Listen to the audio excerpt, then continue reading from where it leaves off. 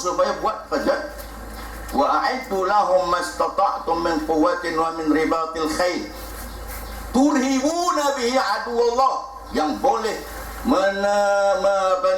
menggerunkan musuh-musuh Allah dengan persiapan dan persediaan yang telah kamu laksanakan.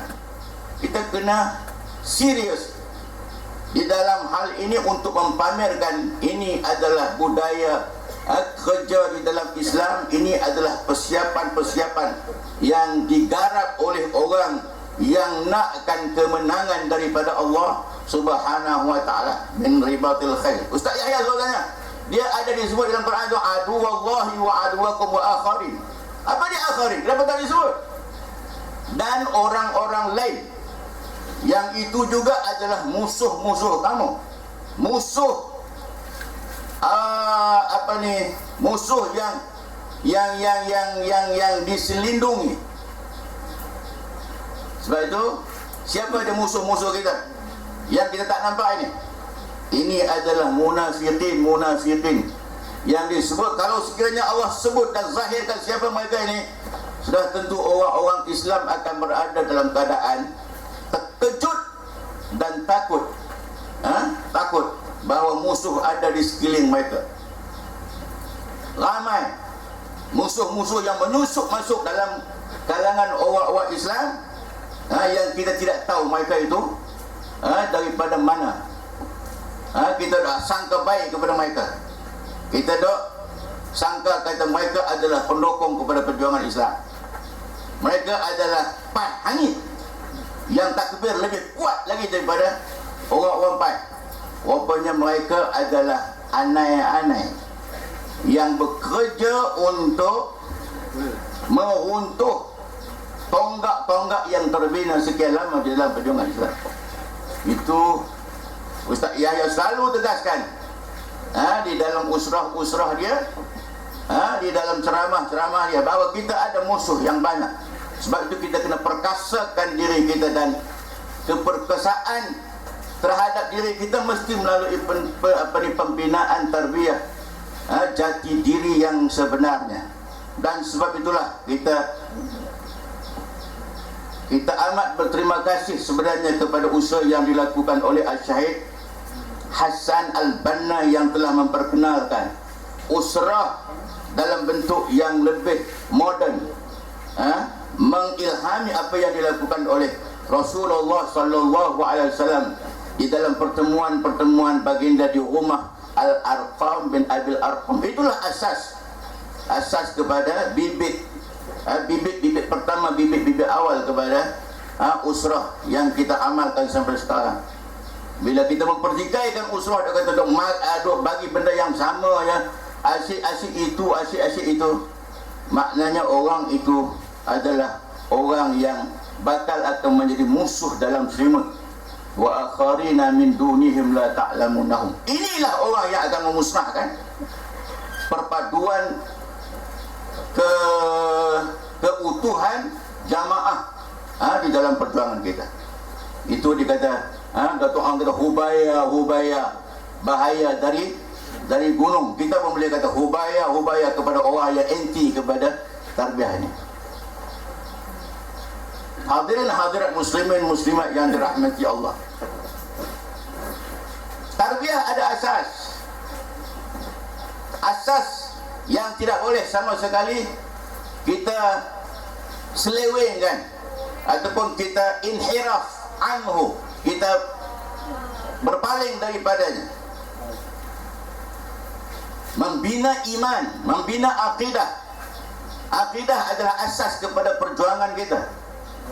Ini yang ditanam di dalam usrah-usrah kita. Dan kita kena yakin bahawa kita diminta untuk bekerja dan pastikan bahawa kerja ini istimrariyatul amal wal amal mustamirun, kata Al-Syahid Hassan Al-Banna. Al-imanul amiq wal fahmud daqiq wal amal al-mutawasil. Kita perlukan kepada nak bangkit semula umat ini di mana-mana juga, di Malaysia khususnya, nak bangkit umat ini kena bangkitkan dengan al-imanul amir, iman yang mendalam. Kemudian selepas iman yang mendalam, al-fahmud daqiq, kena ada kefahaman yang teliti, yang cermat tentang apa yang dibawa oleh Islam. Wal amal al-mutawasil, dan kerja yang berkesinambungan, yang berterusan.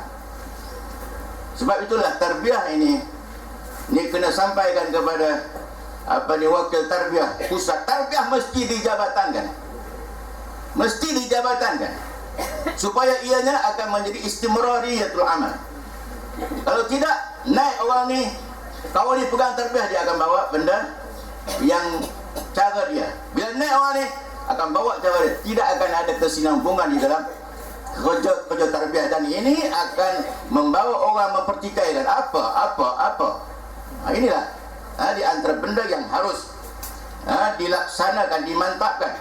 Kita tengok sebagai contohnya PKS, Parti Keadilan Sejahtera, di dalam soal tarbiyah, buka dia punya laman web, tengok materi tarbiyah.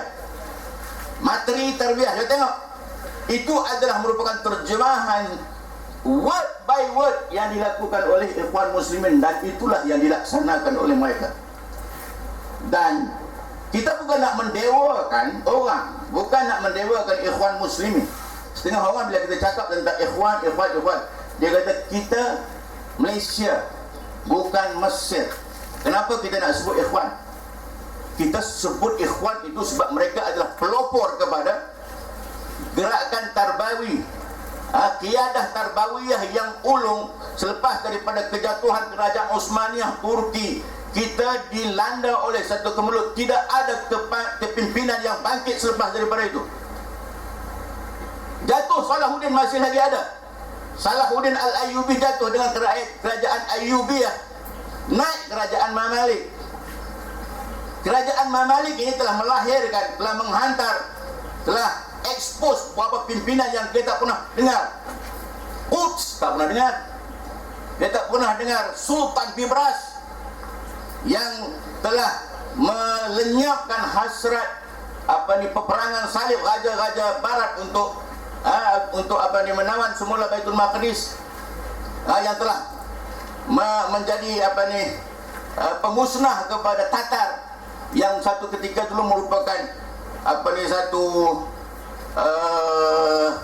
bala tentera yang besar yang telah menjajah, yang telah menawan negara-negara Islam, termasuklah Baghdad telah dijatuhkan. Siapa yang menumpaskan Tatar? Ini raja-raja Mamalik, kerajaan Mamalik. Tapi selepas jatuhnya kerajaan Osmaniyah Turki tahun 1924, tak bangkit sampai sekarang ini. Tak ada. Tidak ada kepimpinan yang menonjol. Yang ada hanyalah lokal, kepimpinan lokal yang cuba untuk bangkit, cuba untuk naik. Inilah yang dilihat oleh Syekh Hasan Al-Banna, bahawa satu bala daripada Allah Subhanahu Wa Taala. Walaupun kita mempunyai tokoh yang besar, yang cukup hebat, Jamaluddin Al-Afghani, seorang yang cukup hebat. Kita Dr. Burhanuddin Al-Hilmi itu pun cukup hebat itu. Seorang yang seorang pimpinan antara bangsa yang hebat, tapi tak sampai. Kita ada Muhammad Abduh, Syekh Muhammad Abduh, seorang ulama yang hebat, tapi tak boleh bawa ke mana-mana. Walaupun mereka bergabung, Syekh Jamaluddin Al-Afghani dengan Muhammad Abduh bergabung bersama dalam nak bawa pen Islamik dan mengeluarkan majalah Al-Urwatul Wusqa ketika mereka berada di Paris, tapi tak ke mana-mana. Gagasan cukup hebat, cukup cantik, dan berjaya meniupkan semangat perjuangan untuk membebaskan negara Islam daripada penjajah. Tak berhasil. Kita ada di di Nusantara orang-orang yang hebat, tak boleh. Selepas daripada tahun 1924 kita tak bangun.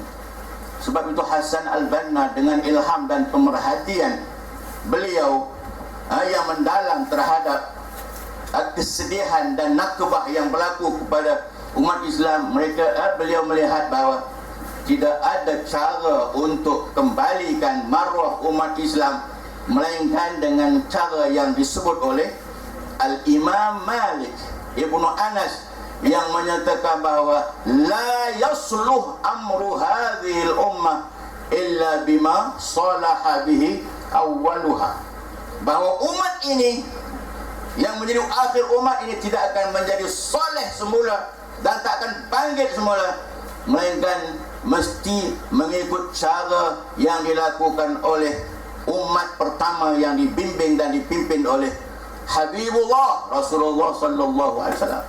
Sebab itu dia nampak dan dia lihat, dikaji apa pendekatan yang dilakukan oleh Rasulullah sallallahu alaihi wasallam. Dilihat bahawa pertama mesti bina al-fardil muslim, mesti bina al-fardul muslim, individu Islam. Ini kerja yang dilakukan oleh Rasulullah SAW pertama selepas daripada menerima wahyu dan diturunkan kepada baginda ayat membina diri, ya ayyuhal muzammil, ya ayyuhal muddathir. Rasulullah SAW mengajak para sahabat untuk bertemu secara sulit di rumah Al-Arqam bin Abil Arqam, yang kalau kita pergi ke Mekah kita akan tengok, ya Allah, Al-Arqam bin Abil Arqam ini rumahnya adalah hampir dengan bukit Safa. Safa wal Marwah itu di bawah bukit Safa yang kita dah sa'i itu adalah rumah Al-Arqam bin Abil Arqam. Itu adalah perkampungan Bani Makhzum. Bani Makhzum, iaitu kabilah Sayyidina Umar, kabilah Abu Jahal.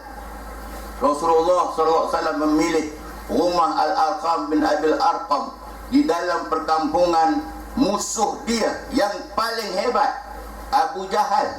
Itu semua strategi untuk membuatkan kita mengkaji bahawa kebijaksanaan Rasulullah SAW untuk mengabui mata orang-orang kafir yang sedang mencari, yang sedang meneropong gerak langkah baginda. Jadi kalau dibuat di rumah Abu Bakar, sudah tentu mereka akan dapat kesan dengan mudah. Kalau dibuat rumah